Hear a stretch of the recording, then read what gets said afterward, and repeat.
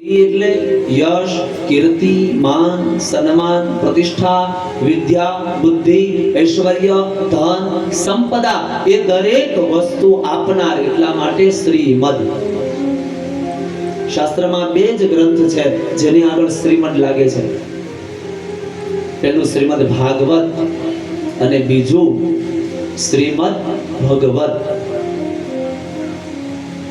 શ્રીમદ ભાગવત પારાયણ અને શ્રીમદ ભગવત ગીતા આ બંને માત્ર એવા ગ્રંથ છે જેમાં શ્રીમદ લાગે છે અને બંને છે ભાગવત. પેલું ભગવત, ભાગવત નો અર્થ થાય ભગવત. ભગવત વદ ઉચ્યતે ઇત્યસઃ ભાગવતઃ.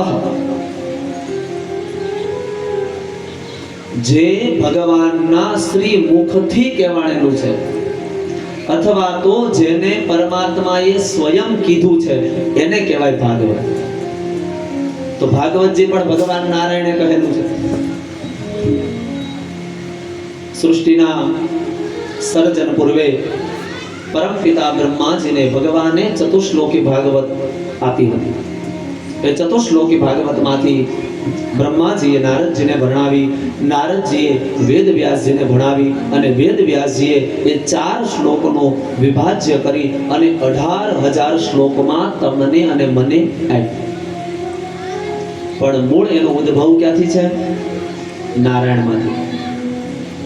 અને ભગવદ ગીતા વિશે તો આપણે બધા જ જાણીએ છીએ. મહાભારતના યુદ્ધની અંદર પરમાત્મા શ્રી વાસુદેવે અર્જુનને કહી સંભળાવેલી એ પણ ભગવત. તો ભગવાનના શ્રી મુખેથી કહેવાનું, એટલા માટે કહેવામાં આવે છે ભાગવત.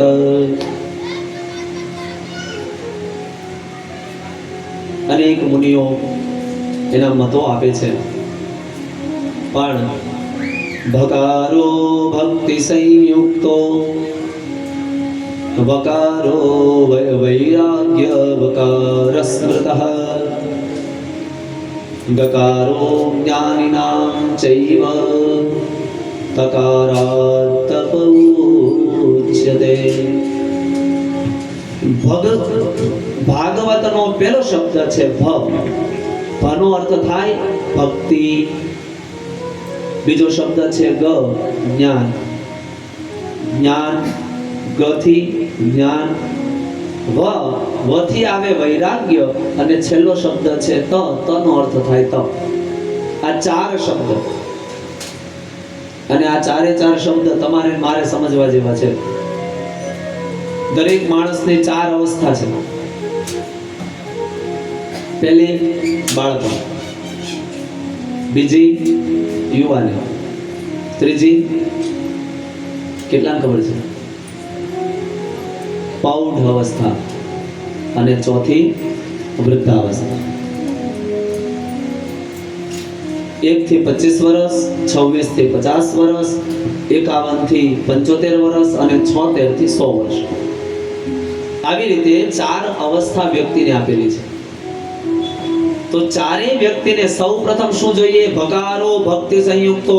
બાળપણમાં બાળકમાં ભક્તિ હોવી જોઈએ. શું હોવું જોઈએ? ભક્તિ. અને અત્યારે આપણી બધાની આઈની હું વાત કરતો જ નથી. આપણે હાથ દે હું જે કાંઈ કહું ને એ તમારે સમજવાનું, દાદા આઈનું નથી કહેતા. કારણ કે આપણે રેવું હાથ દીને આંખે થવું અહીંયા બધા બહુ હાર. હું બધી ઓલી બાજુ બેંગ્લોર, ચેન્નાઈ, તમિલનાડુ એની વાત કરું. એટલે આપણે કોઈ માથે લેવાનું નહીં.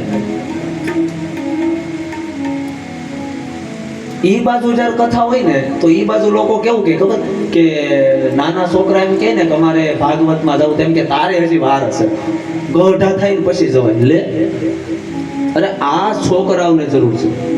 આપણે જે આ છોકરાઓને અત્યારથી કથા સંભળાવવાની બંધ કરીને એટલે જ તમારે મારે વૃદ્ધાશ્રમમાં જવાનો વારો આવ્યો છે. બાકી જો બાળપણમાં આ ભણાવ્યું હોત ને તો વૃદ્ધાશ્રમમાં એ મોકલત નહીં. અને છેલ્લે તો સમજો 50 વર્ષ પછી ઘરના ન ગણે અને પછી જઈને કથામાં બેહી, એનો અર્થ હું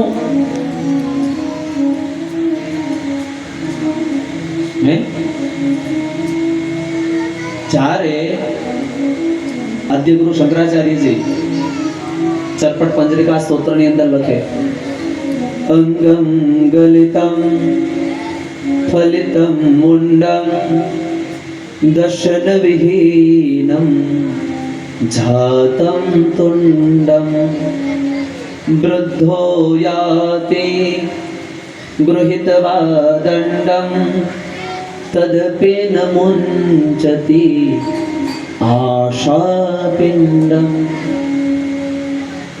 વ્યક્તિની આશા કોઈ દિવસ મુક્ત થતી નથી, પણ જો બાળપણથી ભક્તિ હશે તો વ્યક્તિ હંમેશા અગ્રેસર બનશે. તો ભક્તિની ક્યારે જરૂર છે? બાળપણમાં.